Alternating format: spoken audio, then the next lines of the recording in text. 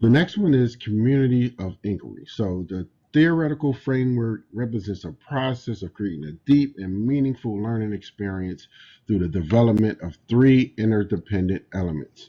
The community of inquiry is derived of the social presence, the cognitive presence, and the teaching presence.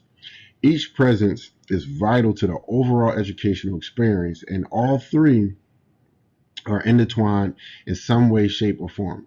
Let's take a look at each presence and see how it played a factor in the design of my course and into the educational experience of my learners.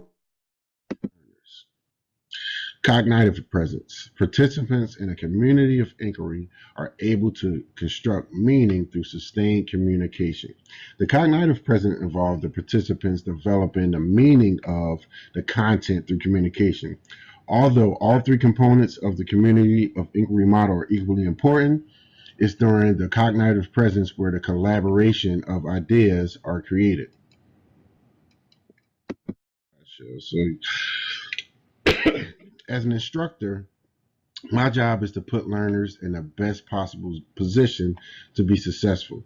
To obtain success, instructors must be able to design content that's suitable for their audience, as well as have enough communication through the learning process to help guide the learners through their educational journey.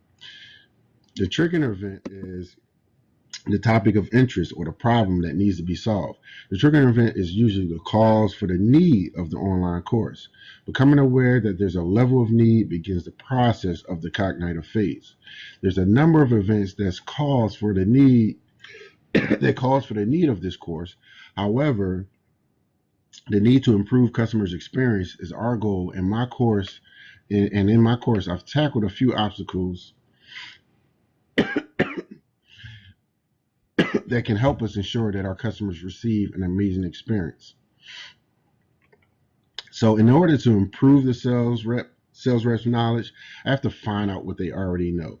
The exploration event is the brainstorming session in which the instructor finds out what the learners feel about the trigger event and a way to begin to determine a solution. The learner's expectation assessment will help me figure out what the learners need to learn. The integration event is the collaboration stage. Learners are able to make that connection between what they know about the problem and use the ideas that they've brainstormed to apply those ideas.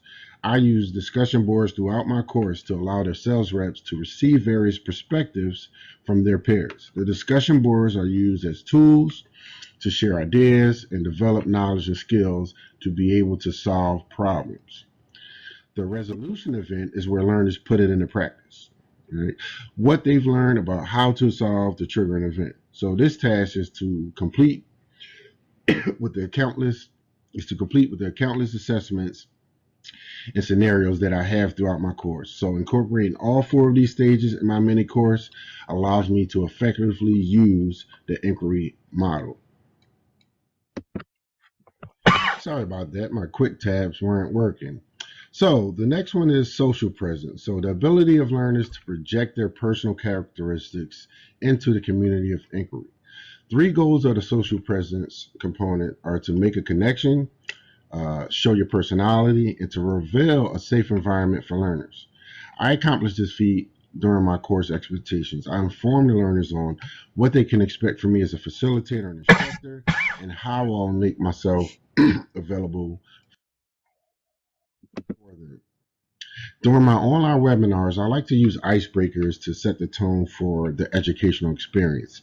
Setting expectations and showing your personality early on in a lesson or course can keep learners engaged.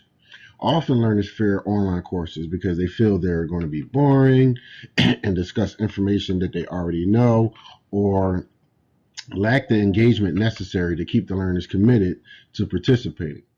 My goal is for the learners to give me back the same energy that I provide them, and I express that throughout my course. Although most of the communication during the online course is via email, I'm able to keep the learners engaged because they believe that I'm here to see them succeed.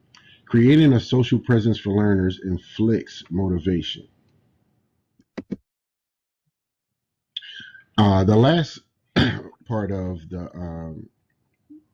the community of inquiry is the teaching presence.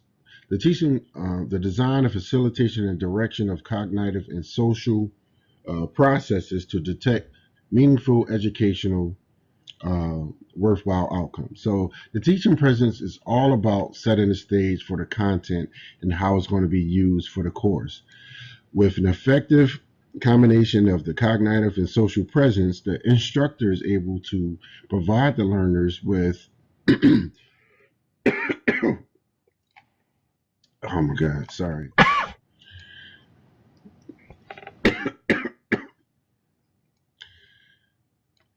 The instructor is able to provide the learners with an educational experience that will enhance their knowledge and their expertise. All right, so the last methodology is community of practice. So, community of practice, Wenger, who the guy who came up with the community of practice concept, said, said the community of practice has three things. It has a domain, a community, and a common practice. A domain is a group of people with a common interest. A community is a group of people with a common goal of improving. And last but not least, a practice is a group of people who share common experiences. So building this course required me to use a community of practice of my own. As a as a trainer, I often reach out to other trainers in my region to get advice with facilitating my workshops, creating effective icebreakers, strategies with role playing activities, and best practices around delivering my assessments. So, creating this course, I was encouraged to use my community of practice to design a course that would emulate what I usually do in my live classes and my webinars, so that I'm still able to reach my learning outcome, which is to build my sales reps into great individuals who can carry out our company's mission, which is to provide our customers with great service. So here you see a picture of me and one of my trainers, and where we're collaborating for a workshop. And our goal is to make sure that these sales reps can get off to a fresh career with the knowledge that we present to them. So there's no secret that when students are engaged and motivated to learn, instructors get better results.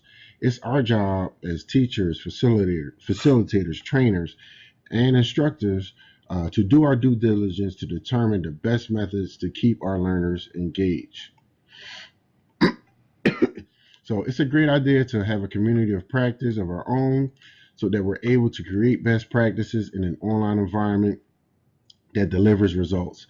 Lessons without feedback, especially in the sales world, leaves the learners not knowing where they stand and can stunt their professional development growth. So thank you. I hope you enjoyed my presentation on building an online course and reflections on theory and practice, in which we covered Bloom's taxonomy, the backward design model, authentic assessment, community of inquiry model, and communities of practice. Thanks again for attending my presentation. I hope you enjoyed. Thank you.